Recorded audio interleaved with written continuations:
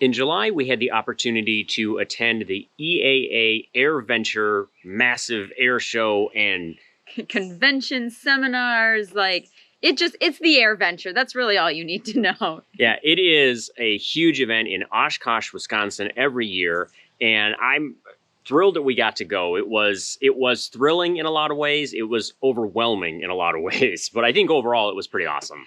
We had a fantastic time. It is a little overwhelming, and as my uncle said, it's like trying to do everything at Disney World in one day. You just can't. The showgrounds are so big, there are so many different things to see, that it really takes you the whole week of the Airventure to really get to explore all of it and still not see everything. We only had a few days, tried to hit the highlights. We'd love to go back and see more of it because there just really is so much to see and do there. You can camp on the grounds. They have Camp Scholler, and we did that. And I think I would recommend that. I mean, that helps because they have buses that run as shuttles throughout the whole thing. And so it's just a great way to have your home base right there at the Airventure. And then you have the opportunity to kind of come and go from your camper and experience all the different parts of the show and the conference and the convention. And there's seminars. I mean, it's a lot of stuff packed into one. Well, you talk about the buses. No, Camp Scholler it's a gigantic field. That's it. I mean, there are some spots that have electricity and water hookup, but for the most part, like 95% of it is just this giant open field that they cram everybody into. And you're like miles down the road in this camp field. Like, you're walking a long ways to the showground, so those buses do come in handy. But it was a great place to stay because you were right there. You could catch that bus and just pop over to the show and see what there was to see, and then pop back for lunch or to grab your lawn chair to go to the air show. Like, because every afternoon of every day of the show, there's a 4-hour air show. So you're going to want a blanket or a chair to sit there for the 4 hours and watch all the planes flying overhead. If you want to go to the airstrip and watch it, you can actually see a lot of it from the campground, too. Yeah. If you happen to be in the campground, as they're circling and doing all their show and everything, you're going to see a lot. They fly right over the RV, so it's kind of cool. And you mentioned it's a big field, and they kept expanding it while we were there to fit more people in. So it can be a bit of a free-for-all, but a couple of things I wanted to mention about that is, one is everybody seemed to be really great to each other. So it was, and if you wanted to check out, it almost becomes an RV show or a camping show at some point because there is every style of camping and camper and tent and rig that you might want is in that field for Airventure. People come and see that show in a lot of different ways. And a lot of rentals too, because back up just a little bit. I mean, this is, I don't remember, like the 30th something annual, 50th something annual. I have no idea. I don't remember. This thing has been on for years. People come from around the world to Airventure. So we met a couple that I think they were from Germany, and they had rented an RV while they were there so that they could come and camp and do some exploring. So yeah, you're really going to see everything in this field. Yeah, so there's a lot of different ways to see it, but so that's nice. I mean, that field was there, and they just recently built brand new bathroom and shower buildings. Mm-hmm. So very nice facilities, even though you're camping in a field. And we went in the road trek. It was probably our last trip in the road trek that we took, and we camped out in this field, but we had great bathroom and shower facilities available the entire time. So there is that, and they do have water and electric on some of the sites, and there's a good-sized dump station for everybody as they're trying to go, but it's a lot of people, so you have to plan accordingly on your way out that there's probably going to be a wait, and you have to have some patience. But you know, it's a great group of people that are just into aviation. A lot of people own their own planes, or they just want to see the military planes, or they just want to enjoy everything there is about aviation. And it was my first experience with sort of that crowd in that capacity, and I really enjoyed it. So within Airventure, there is, like I said, the afternoon air show. There are also seminars all day long. So if you're an aviation enthusiast, if you own your own plane or you're looking to get into it, there's everything from the mechanics of how to build a plane. I sort of joked that if I'd started at the beginning of the week and had gone to every upholstery 101 and riveting 101 and flying, you know, I could have learned to do everything but fly the plane. I could have built my own plane by the end of the week. But there's so many seminars for that. There's 4 huge hangar show buildings that have every vendor possible. So if you're looking for accessories for your airplane, that's there. There's also a lot of the major aviation manufacturers like Boeing, who have booths and vendors and tents set up with their equipment and their displays. So that's really cool to see. And so you can wander the showgrounds for days looking at all these things, whether you want to attend the seminars or you want to look for accessories or you just want to see all the new makes and models, what's new and improved out there in the aviation world, the new lightweight materials that they're building things out of. It's sort of like there's always RV shows and car shows and all sorts of things. This is the air show. And so, again, you can see everything from the aviation perspective here. And it runs the gamut from everything from ultralights to, large private jets. I mean, you can see everything there and everything in between. And then also on the show grounds, you could spend hours wandering around and checking out all the military aircraft that are on display. They had a lot of the Air Force and Air National Guard units had brought in everything, from small helicopters to large helicopters to some of the smaller planes, the larger planes, the Galaxies. The C-5 Galaxy, which took up the entire plaza. I mean, that thing is huge. I don't know how it flies. I really don't. Yeah, they had C-17 was there. They had the big cargo planes. They had the F-35 was there for the air shows. So that was there that you could sort of see it. You couldn't really get close to it due to the armed guards that were surrounding it. Yeah, the only plane at the air show that had a barricade and armed guards surrounding it. But what did we say that thing is like?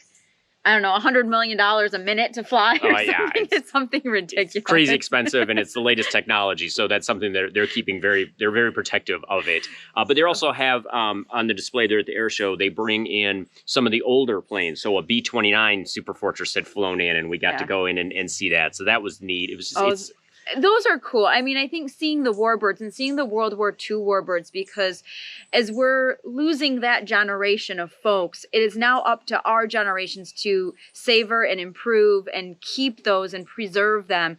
And the folks that have done a very nice job. And so it's wonderful to still see all of the warbirds at the show. The Mustangs, which were the pride and joy, during World War II, and now compared to those, F-35s and the technology and how it's changed, seeing them side by side is just really cool. And for the private folks that do own these now and allow you to go in and tour them is just amazing to really get a feel for what those boys went through in 1945, flying over the Pacific and flying over France. And man, there's not a whole lot in those spaces. And you get in that B-29 and you're like, wow, I don't know how you flew all the way to Normandy in this, but kudos to you. Well, and those B-29s, the big ones by the end of the war, I mean, they are huge. And when you're in there, you get to go into it and you look and you realize the only hydraulic system on the whole thing was the brakes, I think they said. Everything else was all cable controlled. So everything the pilots were doing is you're in there and you're looking through the fuselage and there's just cables running everywhere and it's all connected and you hope it stays connected. But so that is neat to see that as the air show, or not the air show, but the grounds that you can wander through some of those. But there's a whole separate section of the field that they park these planes in for the warbirds, and that's where a lot of them are parked. And you can go wander the field. There's a trolley that runs that you can kind of get a tour of just the outside of what's going on with those. But it was really neat to see all of that come together and see the different types.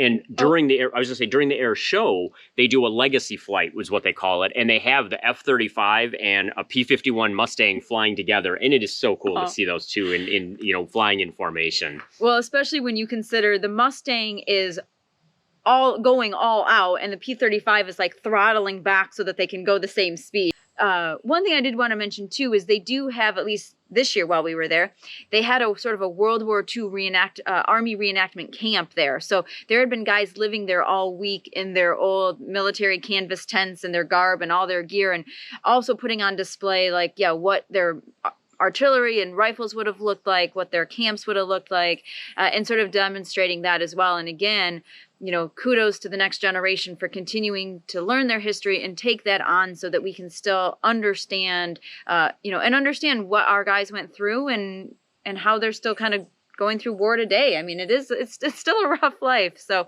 but seeing how much things have changed technology-wise is always cool to see.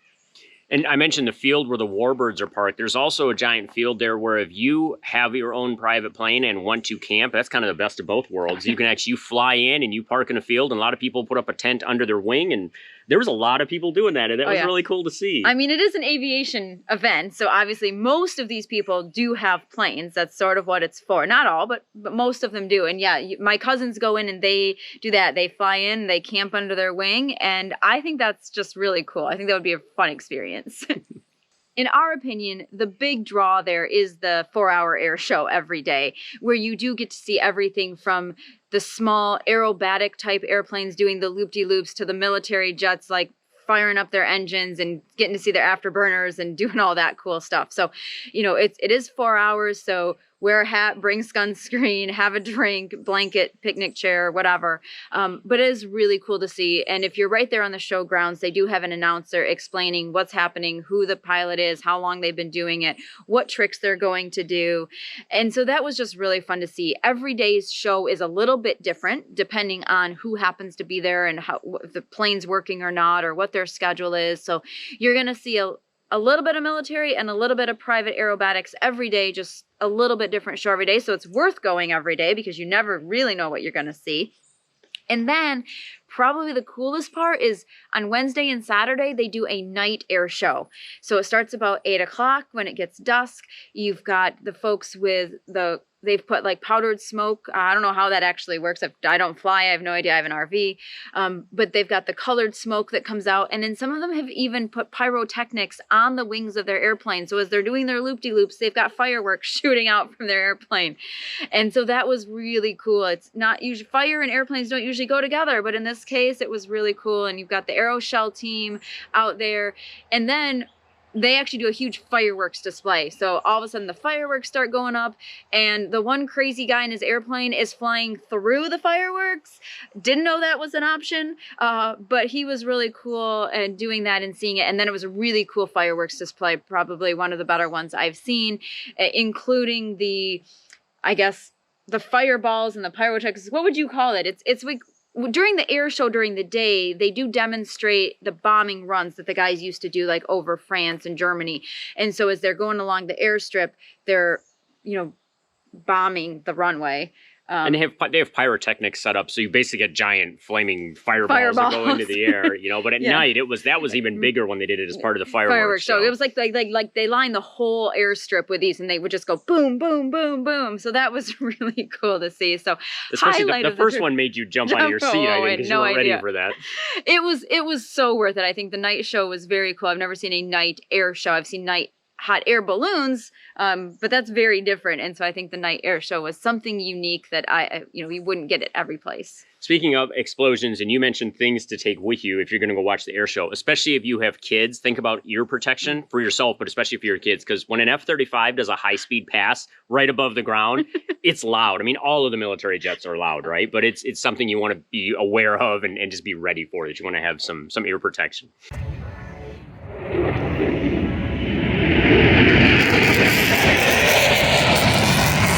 Yeah, that's a good call. I mean, most of us, it's so quick that, you just kind of cover your ears. But I did see some kids with ear protection, and I think you're going to want that, especially if you have little ones or sensory, issues of that nature. You're rarely on the flight line itself in any of the cases to be super up close to them, except for during that air show. And then again, it's pretty quick, but always a good reminder to be prepared for nothing else. Mm-hmm. I think you just never know what they're going to do. Airventure kind of pulls out the stops every year and tries. It seems to me, based on talking to people about previous ones and the one we went to, they kind of just keep going bigger and bigger and better and better. And so it's really neat. And that is something that there's a lot there at the grounds all the time. And in fact, the EAA Museum is there and is open all the time. And when you buy your tickets to go into Airventure, you actually can get into the museum as part of that ticket as well. And I'd highly recommend that. Take some time to go over there and check out all the different things they have on the history of experimental aircraft and helicopters and airplanes and all the different things that have happened over the years. They have some originals. They have a lot of reproductions, but it's still neat to get into the sort of the dynamics and the mechanics of a lot of things that have happened in aviation. I think it's a good place to go on a hot day if you need to get off of the air grounds and you still want to look at planes, but you can go inside this air-conditioned building. So we took a break one morning and went and did that. Like you said, the reconstructions that they have, a lot of it they've used as teaching lessons for, whether it's students that are getting into aviation or people that are restoring things. So they reconstructed the Wright brothers, original Kitty Hawk plane, but they used it as a teaching method to figure out, what materials did they use and how do they construct it, and others along the way too, where they have found old blueprints for planes that were destroyed and they've rebuilt them. And I think that's really cool because you really get a feel for, again, how technology has changed, what they were using for pedals and rudders and the fabric covering the wings and all the construction. And yeah, there's a whole history on women in the Air Force and the military, and then the like the fastest airspeed and the around the world flights that they've done. There's a whole display on Lindbergh. Yeah, I just thought the museum was really cool. Again, like you said, the museum is open, I think, not quite 365 days a year, but it is open. It's obviously a paid thing when you go in independently, but otherwise you get it as part of your air show ticket. There was so much to see and do. I almost forgot that NASA was there too with some displays, their Boston Robotics dog, a whole thing on the Artemis system. But they also had a couple astronauts there that you could meet and greet with. And so I got to do that. And I think that was really cool. So there really is something for everybody, whether you're little kids and looking at the pedal planes, all the way to the adults going through the B-29 bomber, the ultralights, the vintage. So much to see and do there. We really highly recommend going. There's a lot to see and enjoy. There's a lot to learn. And, you know, we learned a lot not being aviation enthusiasts. And I'm going to go back to this. We're enthusiasts. We're just not owners. We're not owners. We're enthusiasts. And we don't really know a lot really about aviation. I don't know how much we know about what we're talking about. I know I'm going to go back as I'm editing this video, and we're all going to we're both going to make references to things, and the numbers will be wrong, the specs will be off. So do not use our video as a way to learn specifically about an airplane and its capabilities. Go to the Airventure and learn for yourself and figure that all out. Get to Oshkosh if you can. We really think it was a neat experience, and I look forward to going again sometime. One thing I would say is, like I said, we only were there for a few days. The event starts on a Monday and it ends on a Sunday, but what we discovered was most of the activity does happen like Monday through Friday. And by the next weekend, the planes have started to pull out because people have been there for a week. They got to get home. So even though you can still go Friday, Saturday, Sunday and see a ton and never see a lot. But to get the full picture, we would recommend taking the time, going for the whole week, but then just popping in and out as you get a chance so that you're not killing yourself trying to walk around all day. Like we said, don't try to do Disney World in one day. Don't try to do Airventure in one day either. So if you can afford the time off and the passes, go all week and just explore a little bit every day so that you can take in and enjoy as much of the show as possible. It's certainly a place to learn a lot. It's a place to see a lot, learn history, but learn about avionics and learn about aviation and learn about everything that you might want to learn to maybe build your own plane someday and then learn to fly it. So get to Oshkosh if you can. Keep on trekking. And we'll see you out there.